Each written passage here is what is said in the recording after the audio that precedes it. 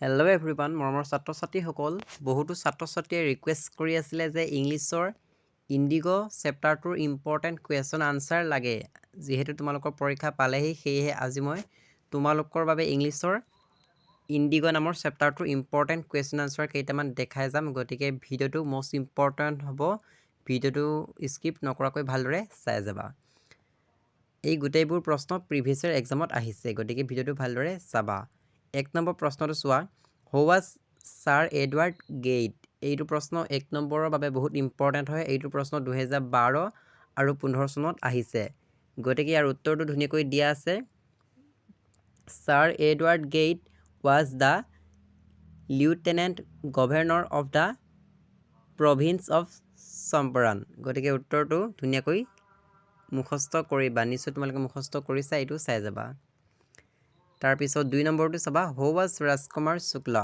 এইটো প্ৰশ্ন 2012 আৰু 16 চনত আহিছে গতিকে ইয়াৰ উত্তৰটো হ'ব Rajkumar Shukla was one of the poor sharecropper peasants of Champaran এইডোখৰ লিখিলে 1 নম্বৰ পাই যাবা মষ্ট ইম্পৰ্টেণ্ট হয় এইটো চাই যাবা তাৰপিছত তোমালোকে 3 নম্বৰ প্ৰশ্নটো চাব পাৰা whom did Gandhi and Shukla propose to meet at Patna এইটো 2013 আৰু 2017 চনত আহিছে ইয়াৰ উত্তৰটো হ'ব ৰাজেন্দ্ৰ প্ৰসাদ তাৰপিছত 4 নম্বৰটো চাবা why was Gandhi visiting Lucknow in 1916 এইটো প্ৰশ্নটো 2013 2020 আৰু 2022 আহিছে ইয়াৰ কাৰেক্ট আনসাৰটো ধুনীয়াকৈ দিয়া আছে চাই ল'বা আনসাৰটো হ'ল Gandhi was visiting Lucknow to attend the annual convention of the Indian National Congress Party in 1916 এইডোখৰ লিখিলে 2 নম্বৰ পাই যাবা এইটো প্ৰশ্ন 2 নম্বৰৰ বাবে আহিব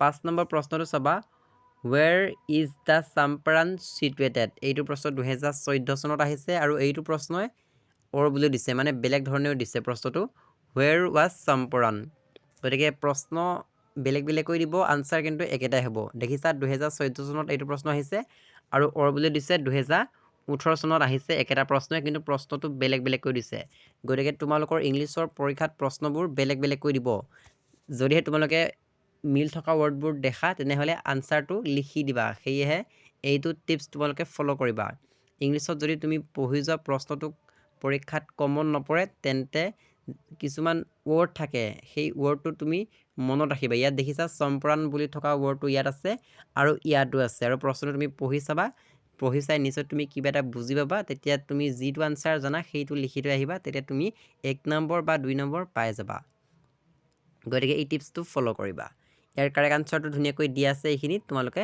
ভালদৰে চাই ল'বা তাৰপিছত 6 নম্বৰত আহিছিলে what did Shukla went Gandhi to do এইটো প্ৰশ্ন 2015 চনত আহিছে মষ্ট ইম্পৰ্টেণ্ট হয় 2 নম্বৰৰ বাবে আহিব তাৰপিছত 7 নম্বৰটো চাবা what was Gandhi's politics intertwined with 2016 চনত আহিছে মষ্ট ইম্পৰ্টেণ্ট হয় তাৰপিছত তোমালোকে 8 নম্বৰটো চাবা who is the author of the lesson Indigo' অৰ্থাৎ ইণ্ডিগ' নামৰ লেছনটোৰ কবি ৰাইটাৰ নাম কি চাব লাগিব প্ৰতিটো কবিতাৰ ৰাইটাৰ নাম চাব লাগিব গতিকে মষ্ট ইম্পৰ্টেণ্ট হয় এনেকুৱা এটা প্ৰশ্ন আহিব ৰাইটাৰৰ নাম তাৰপিছত ইম্পৰ্টেণ্ট কেইটা কৈ যাম এইকেইটা তোমালোকে নাচালেও হ'ব তাৰপিছত ৰাজকুমাৰ শুক্লা ঘৰ ক'ত হয় এইটো তোমালোকে চাব পাৰা ইম্পৰ্টেণ্ট হয়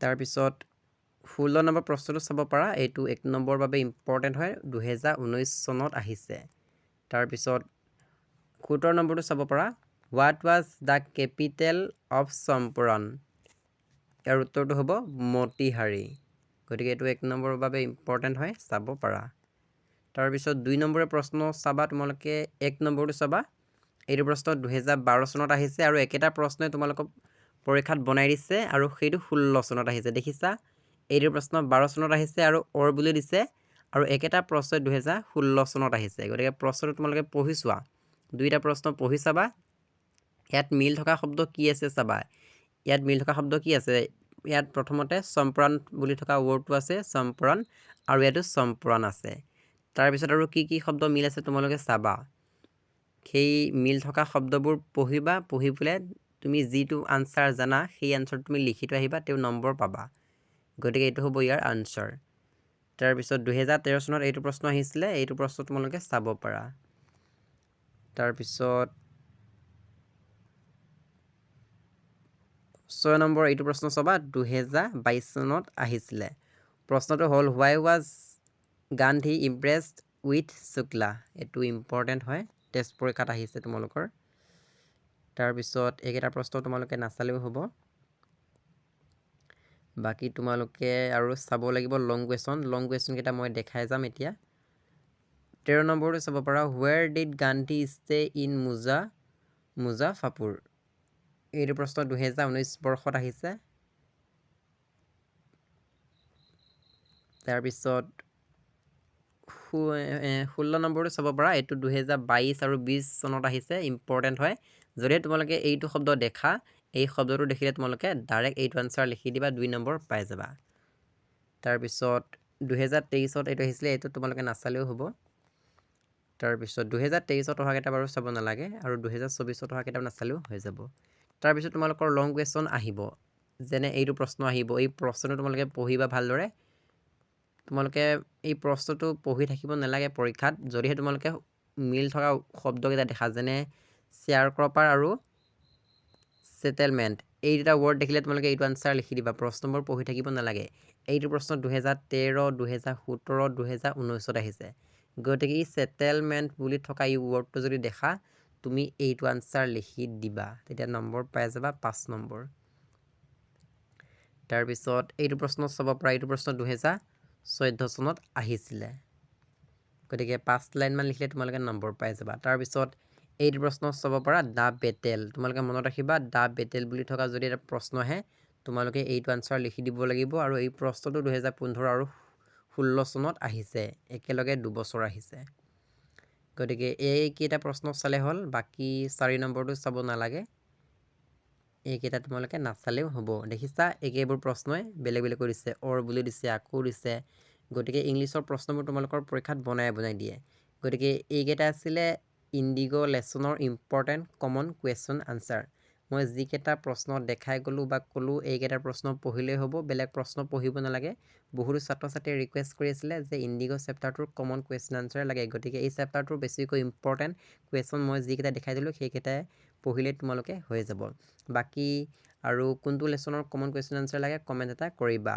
এই চেপ্টাৰটোৰ 1 নম্বৰীয়া, 2 নম্বৰীয়া আৰু 5 নম্বৰীয়া কোনকেইটা ইম্পৰ্টেণ্ট হয় মই কৈ দিলোঁ। বাকী নেক্সট কিহৰ ভিডিঅ' লাগে কমেণ্ট কৰিবা। যদিহে ইংলিছৰ নেক্সট কোনটো চেপ্টাৰৰ ভিডিঅ' লাগে সেই কথাটো কমেণ্ট কৰি দিবা, তেতিয়া মই তোমালোকৰ বাবে ভিডিঅ' প্ৰস্তুত কৰিম।